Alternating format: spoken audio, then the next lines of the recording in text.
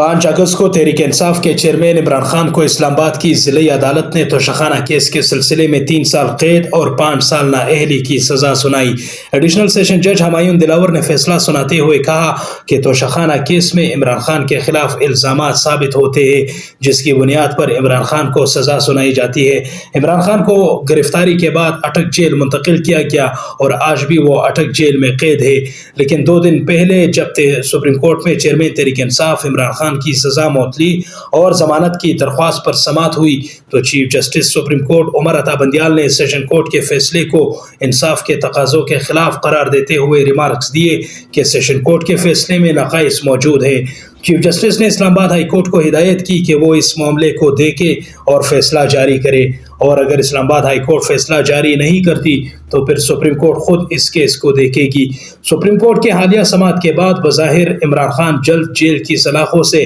آزاد دکھائی دیتے ہیں، لیکن قابل غور بات یہ ہے کہ چیئرمین تحریک انصاف عمران خان اس وقت مختلف نوعیت کے بے شمار کیسز کا سامنا کر رہے ہیں، اور تحریک انصاف کے چیئرمین عمران خان کے کئی کیسز میں وارنٹ گرفتاری بھی جاری ہو چکے ہیں۔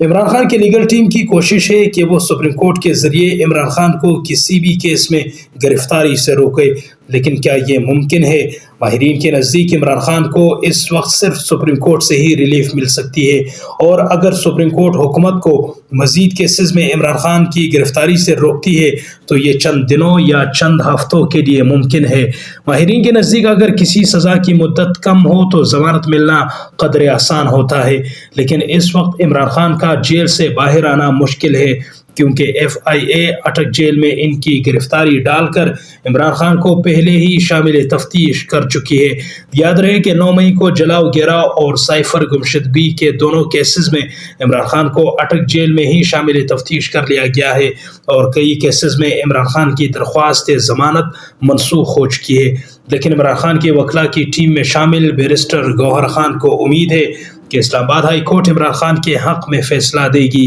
بیرسٹر گوہر خان نے مزید کہا کہ عمران خان کی گرفتاری اور ان کے خلاف اتنے سارے کیسز بنانا اصل میں سیاسی انتقام کی ایک کڑی ہے، لیکن جلد عمران خان عوام کے بیچ میں ہوں گے۔